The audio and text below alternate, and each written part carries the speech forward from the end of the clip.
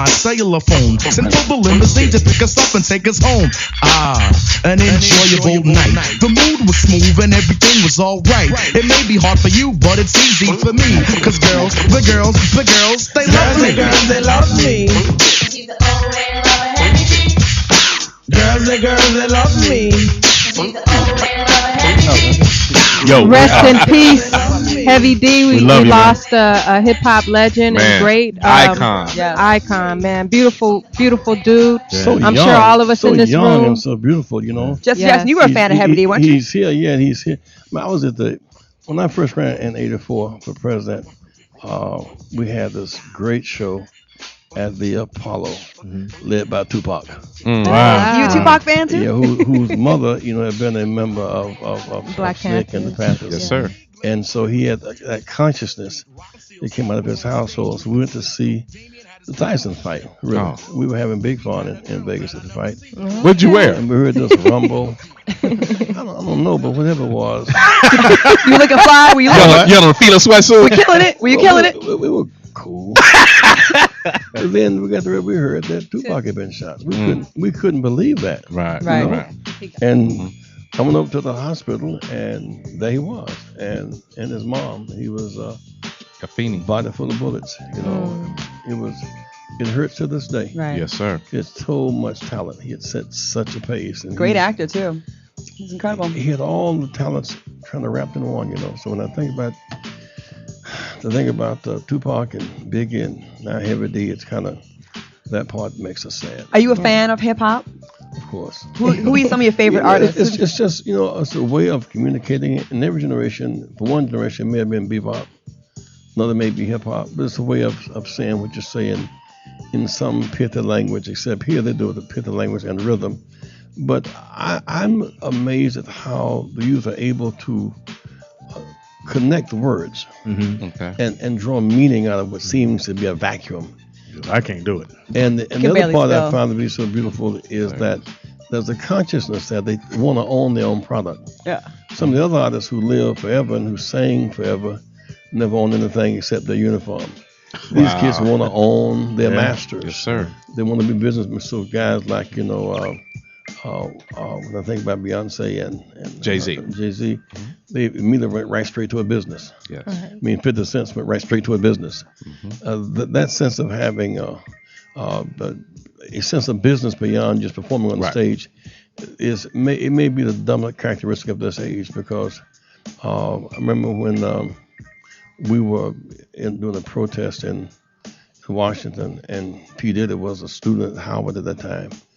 But he had this acute sense of protest and business attached to him. So now when I look at P. Diddy and look at Jay-Z and these guys, and I contrast it with Eazy-E.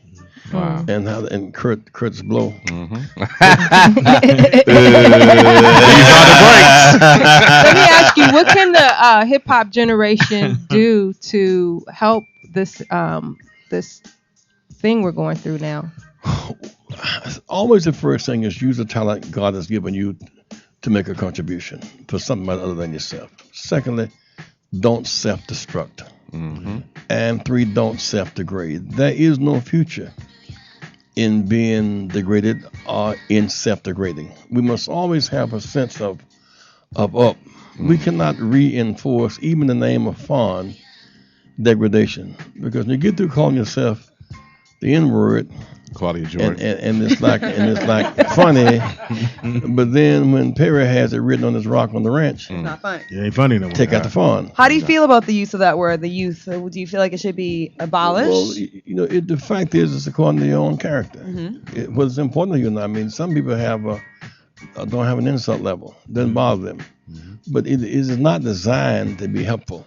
Right. It's designed to diminish people. So you can make like chitlins a steak if you wanna, but it really ain't. Now So you can if your, because we've used the word, the connotation is different than the original denotation in terms of just kind of the way how it's used. But the fact is when it's double back, like the guy, Tiger couldn't determine whether he's black or not, and then the Forza Zola said, "What about them ham hocks and greens?" He called his hand. Then this past week, I mean, his former cat, that guy he Yeah, trusted so much, somebody exactly. ran up his black behind. Well, that's just He said black ass. He did say that. I want to hear you cuss. Just He can't once. say that. Right, not right now. Not right He now. said, wait till we get off the air. I'm But, quali- like, I'm certain quali- words you I'm can say. qualified. Well, I mean, he said rammed up his black ass. I mean, he said that. There you go. But Jesse Jackson, what's a female dog? but that. Claudia George. I'm just saying. But the real point is that at what point does your dignity kick in? Yes, sir. I mean, Claudia. And you got to determine what's fun and what ain't and what the context is. I was talking with Billy Eckstein one time. He said at the height of his career, Billy, he was like the Frank Sinatra of his time. Yes, He sir. had his own clothesline. Oh, Mr. wow. B's I remember Billy style. Eckstein. The original Diddy. He was like the real guy, and had 500 suits and all kind of stuff. Okay. And he'd go on the stage and people would fall out. He just had this real thing going. He said he would make like work 5 nights a week, might make $10,000. But if he would come out and do a movie skit, like dressed up as a hotel red cap or something. Okay. Feet don't fit him in there and kind of buck his eye. You got $75,000 just for one little skit. Wow. Mr. B does. You see, he would not choose to buck his eyes and go through that routine even for the money. He chose dignity over dollars. That's right. And he was sitting one night watching with his grandkids the late night movies, and he saw Mantan and others bucking their eyes and going. He said, "Now, if I had seen myself bucking my eyes just for the dollar, I think I'd have stabbed myself in the heart with a piece of glass." Oh my I'm God. glad I did not choose to trade off my dignity for dollars. And historically, artists have had that. I mean, what is Bucking the eyes is when they make the eyes real big. all that? You think? And so whether it never was heard it called bucking. whether it's Cannonball Adderley or whether it was Sammy Davis, all these guys had an acute sense on the stage of their audience and how what they said was meant, how it was played. It may be funny to us in the in-house group, but you got to know how they can apply degradation to hurt our children. Do you think that we, as a people, as black people, have lost our sense of pride when it comes to those type of things? It seems like people do anything for money. Yeah, some people confuse freedom until it's taken back real fast, and they don't, they don't have an insult level. And if you don't have an insult level, then you never fight for dignity. And some people are insult proof. You cannot insult them; they're insult proof. And unless you're insulted, you never have a dignity level. Some people have no sense of. They never fight for dignity, like go on the back of the bus. Well, I remember when the first time I went to the back of the bus, I got on the front of the bus with my mom going downtown, and the bus driver said, "Gotta have some order on the bus." He was really saying to me, "Go to the back." I didn't even know what he was talking about. And order on the bus. So my mother came back because she heard me. She came in. I didn't want to go, and she pinched me, and I cried. I felt violated, and I was crying. So one of my dad's friends said, "Well, she's doing this because she loves you." Didn't understand that part either. And he said, "But don't worry about it. The back of the bus will get what the front will get." And black the bread, sweet the juice. And the bus had a wreck, folk in the back won't get hurt. He was building around me a code of protection, teaching me how to be insult proof. Okay. He's taking away my dignity edge. Teaching me how to live within the confines of segregation. Because if you fight back, you might go to jail. Yeah. You might get killed. You might get your job. So kind of teaching you how to adjust. And there are two things worse than slavery. Slavery is a bad system. You can't get married. You can't own land. You can't vote. You can't go to court. But there are two things worse than slavery. The first thing worse than slavery is to adjust to it. The second thing is to make like it don't matter. Wow. How deep is that? Some people adjust to it. Others, well, it doesn't matter anyhow. Well, it does matter. I have a question. It's about a controversial issue. Actually, in Mississippi, they just tried to pass the personhood law, and it got shot down.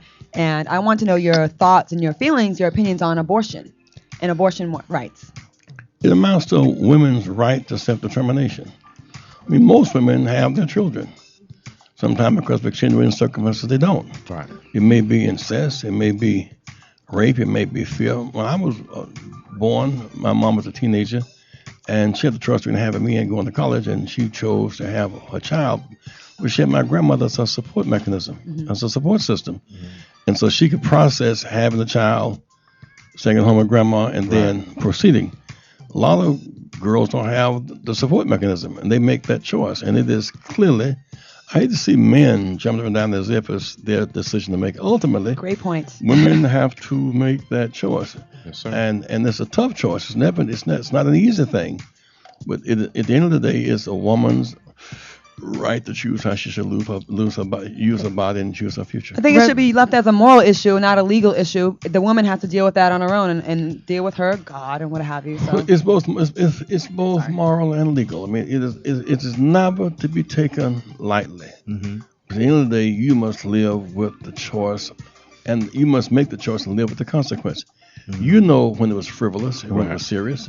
I think when it's frivolous, that it is a profound moral issue. Mm-hmm. But so many, I've seen 11-year-old girls pregnant whose body couldn't take a baby. I've seen 13-year-old girls who couldn't handle that, and it may have been rape, or it may have been they can't go any further.